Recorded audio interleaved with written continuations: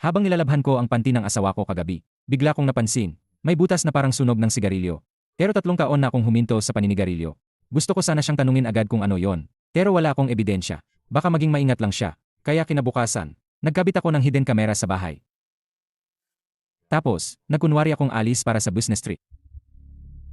Asawa ko, may malaking project ang kumpanya. Sa labas ng bayan, kailangan kong manatili sa site. Hindi ako makakauwi sa loob ng kalahating buwan. Ang layo naman yan. Sige, bilisan mo na. Huwag mong pabayaan ang trabaho mo. Kinagabihan, sa ibaba ng building, binuksan ko ang hidden camera sa bahay. Umalis na ang walang kwentang foreman na yon. Jiboda, hinaan mo boses mo. Baka marinig tayo ng kapitbahay. Anong kinakatakot mo? Ang asawa mong foreman, ngayon ay kumakain ng baon na puno ng putik. Mas masarap talaga ang sigarilyo dito. Xiaoya, kailan ba darating ang pera mula sa demolisyon ng asawa mo? Kailan ba darating ang pera mula sa demolisyon ng asawa mo? Malapit na. Pagdating ng pera, hihiwalayan ko na siya. Binigay lang sa akin ni Etjin kahapon ang supplementary card. Gamitin mo lang, mag-swipe ka lang. Ang bait talaga ni Etejin sa'yo. Ang matabang baboy na yon, mahigpit sa pag-check ng accounts. Kung hindi lang dahil sa tindahan niya, hindi ko papatulan ang pangit na yan. 8 Jin. Xu Xiangju. Nahulog na sa patibong ang biktima. Ang taba na yan, ang kuripot. Ang baget na yan, hindi pa sapat para sa singboard. Xu Xiangju pala ang order. Hindi ko inakala na magkakataon pa. Walang sumasagot. Ano? Para magtrabaho ng libre? 300 square meters na hotpot restaurant. Tapos ganoon lang ang baget? Kukunin ko ang trabahong ito. Baliw ka ba? Malulugi ka pa. Maglalabas ako ng pera para sa 2 buhay. Ang ganda ng dial na yan.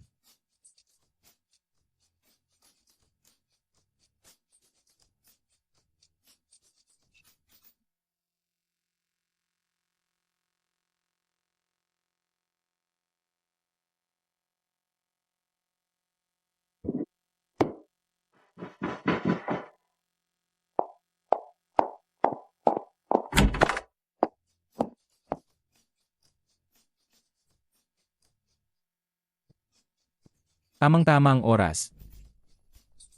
Kuya Da, saan ka pupunta ngayon? Sa Ruja Hotel, room 1208. Nagwala ang matabang yan kaninang hapon. Sinira ang opisina. Kailangan kong magtago ng 2 araw.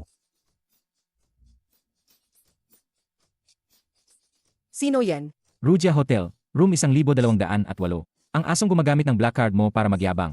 Nandoon siya ngayon. Ipunin ang lahat ng kauhan. Pumunta kayo sa Rugia Hotel, room 1208.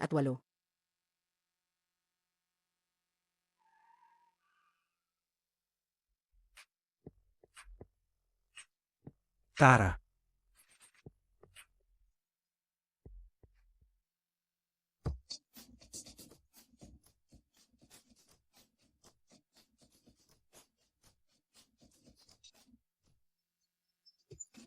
Ah, huwag.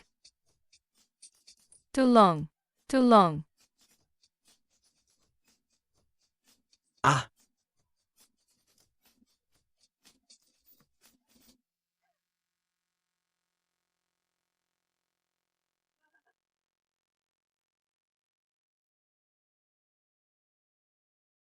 Ahahaha. Naku, Yaya, anong nangyari sa'yo? Pag-uwi galing trabaho, inatake ng mga holdeper. Kaya ganyan ang itsura niya. Nagsumbong ba kayo sa pulis? Anong isusumbong? Aano na ang reputasyon niya? Shenyu, kung lalaki ka talaga, bayaran mo agad ang gastos sa ospital. Ma, dumating na ang bayad sa demolisyon ng bahay natin. 1,500,000. Basta gumaling lang si Yaya. Ibibigay ko lahat ng pera. Kuya, totoo ba ang sinasabi mo? 1,500,000. Nababayaran ko na ang down payment para sa Mustang ko. Kailangan mo akong tulungan. Pera yan para sa buhay. Kailangan ko nang bumalik sa trabaho. Hindi ba't nagdadalang tao ka ngayon? At anak yan ni Jiboda. Basta sabihin mong kay Shenyu yan. ang 1,500,000 ay magiging atin. Pagkaibigay niya ng pera, sisipain na natin siya. Dahil sa aksidente isang taon na ang nakalipas. Uluyan na akong nawalan ng kakayahang mag-aana. Gusto niyo ang pera ko. Kung gayon, buhay niyo ang kapalit. Mahal, buntis ako. Ito ang anak na matagal mo nang hinihintay. Shenyu, dahil buntis na si Yaya. Ang 1,500,000 na bayad sa demolisyon ay dapat kay Yaya. Ang password ay ang karawan niya. Ang passbook na yan, pinagawa ko lang sa halagang 50 pesos. Ang totoong pera, matagal nang nasa pangalan ko.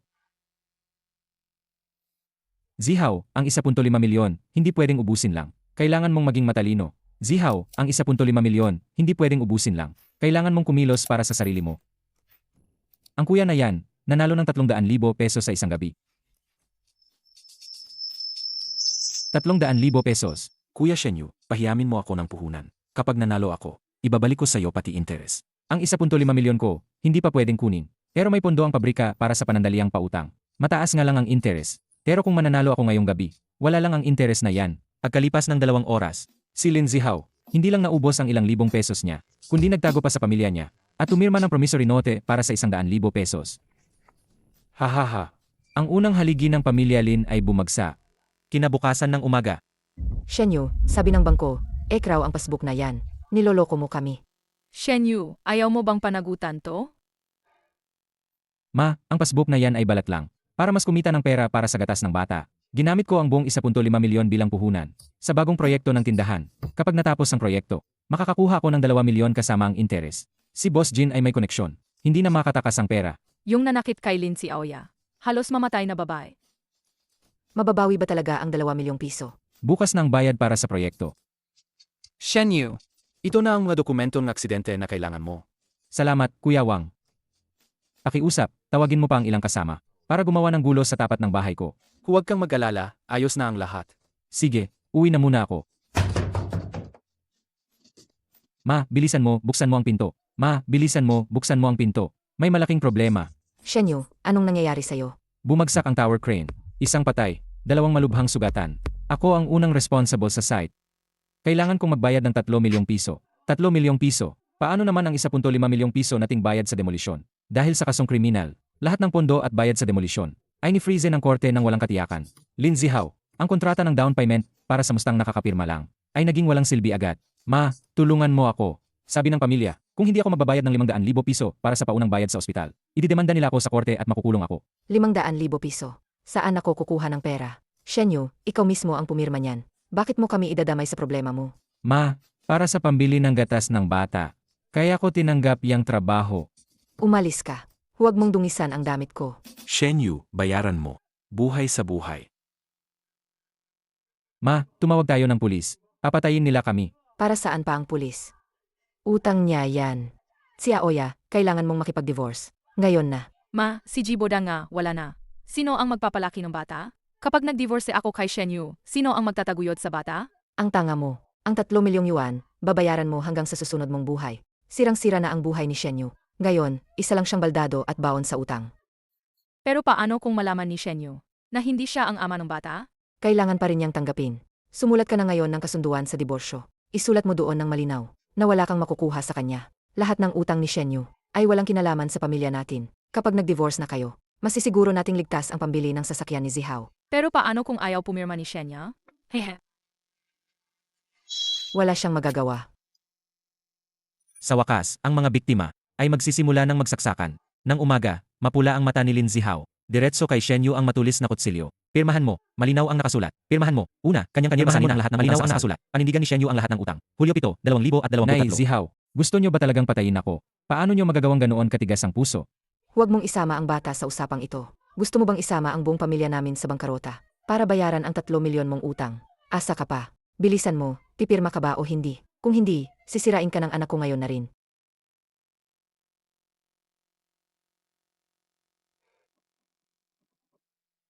Bilisan ang paglagay ng pirma o thumbmark. Maglagay ka ng pirma o thumbmark, bilisan mo. Lumayo ka na kay yaya namin. Ikaw na may 3 milyon na utang. Nakakabara na lang tignan ka. Mamatay ka na lang sa labas. Huwag mong dumumihin ang bahay namin.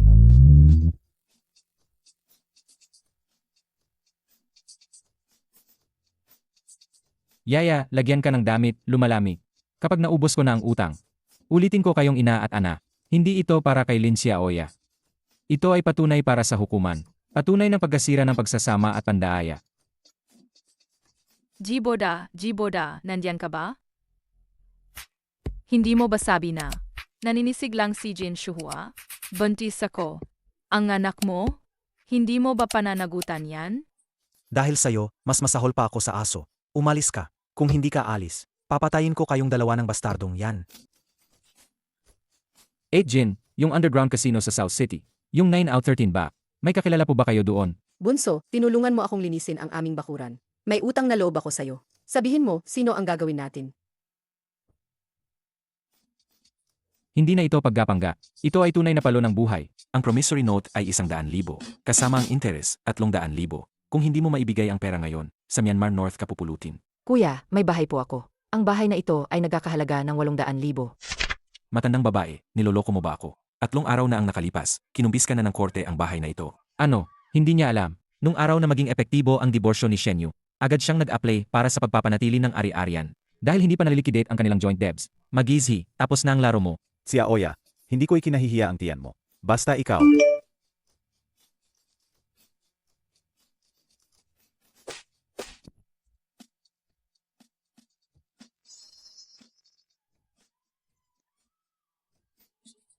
Walang hiya ka. Gusto mo pa ring lokohin ang dowry ko. Mahal. Nagkamali ako. Magpakasal ulit tayo, pwede ba? Yaya, hindi sa ayaw kong makipagbalikan.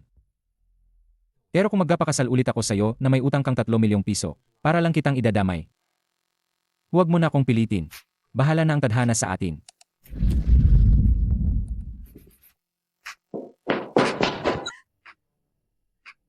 Magpakasal ulit. Saan? Huwag mong babanggitin ang malas na yan habang buhay. Tara, bukas, sasamahan kitang magpa-check up. Pumunta tayo sa ospital at magpamigay ng fleers. Hindi ako naniniwala. Na walang makahanap ng tatangga. Tatanggap sa gintong bukol na yan. Walang makahanap ng tatangga. Tatanggap sa gintong bukol na yan. Ang gintong bukol na yan, ang tanga.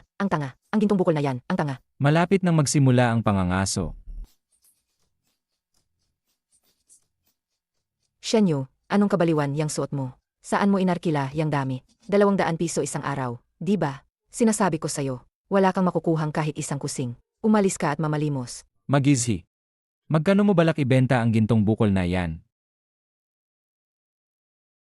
Hindi gumuho ang tulay sa construction site. Walang anumang utang sa pangalan ni Mr. Shen. Hindi gumuho. Yung 3 milyong piso. Iyon ang pambayad ko para makita ang tunay ninyong pagkatao. Ang aking entrance ticket. Iyon ang pera mula sa demolition compensation sa account ni Shen Yu. Ang balance, dagdag pang kinita ko sa pagmamanipula kay Lin Zihao nitong mga nakaraang araw. Lahat-lahat ay mahigit 2 milyong piso. Taong 2,000 ang pera na yan ay para sana sa postpartum care ni Yaya. Buti pa, manugang. Alam kong nagbibiro ka lang. Hindi pa ikinakasal si Yaya. Bilisan mo. Bumalik tayo sa civil registry para magpakasal ulit. Gusto mo ng pera? Kukunin mo yan kay Jiboda sa impyerno. Yaya, ipinagbubuntis niya ang sarili mong ana. Hiwalay man o hindi, kailangan mong ibigay ang 1.5 milyong yan para sa bata. Ang batas din ay pabor sa amin. Sa pasilyo, ang mga tao ay nagsimulang magbulungan. Napatawa ako sa kapal ng mukha ng mga taong ito. Sarili kong ana. Idilat mo yung mga mata mong aso at tingnan mo na maigi.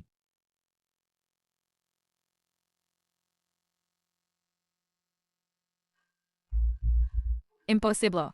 Hindi ka pwedeng nagpa-vasectomy. Bakit imposibleng hindi? Hindi mo siguro akalain na 5 linggo na ang nakakaraan ay nasa construction site ako. 3,000 kilometro ang layo. Kumakain ng alikabo at nabuntis ka pa rin sa internet, di ba? Ito'y P. Fake ang medical record mo. Fake ang medical record. Ang aming Yaya ay malinis at inosente. Hindi pa siya nakikipag-ugnayan sa ibang lalaki. Ikaw. Kung ayaw mong umamin, mama. Hayaan ko na lang maghusga ang lahat. Yan ang master bedroom ni Shen Yu. Jiboda, pababa ng boses naman. Maririnig ng mga kapitbahay, haha.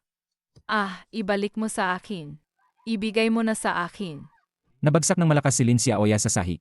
Gets mo na ba ngayon?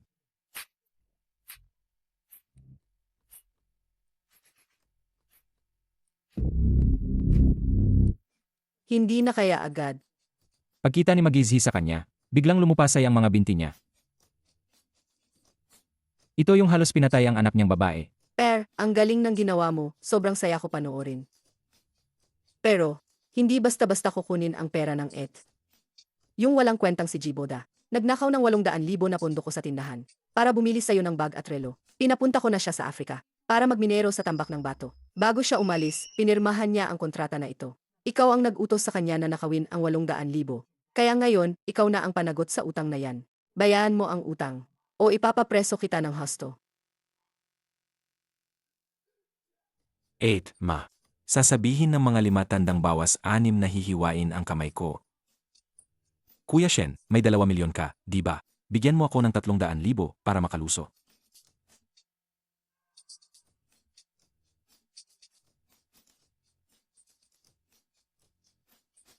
Magizhi, tumingin siya sa anak niyang babae at lalaki na nakaupo sa sahig. Alam niyang tapos na ang pamilyang ito. Hayop ka, wala kang kahihiyan. Ikaw ang gustong makipag-ugnayan sa lalaking iyon. Ikaw din ang humingi ng pera. Haha, Shenyu, 8 Jin. Wala akong kinalaman dito. Niloko lang niya ako. Para iligtas ang sarili niya, siya mismo ang nagtulak sa sarili niyang anak. Sa bangin. Hindi mo alam yan? Ah. Ikaw ang nagsabi sa akin na tanggapin ang pera mula sa panloloko. Ikaw ang pumilit sa akin na hiwalayan si Shenyu.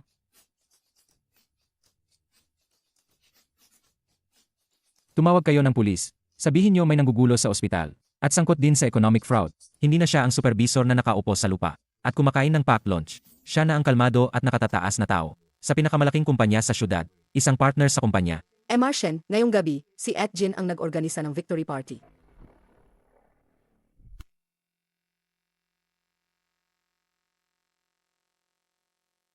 Tingnan mo, tinulungan mo siyang iligtas ang mga tao. Ang matinding tingin niya ay parang matalim na talim. Walang bahid ng emosyon. Para sa kanya, ang makita silang mabulok sa putik, ang pinakamalaking awa.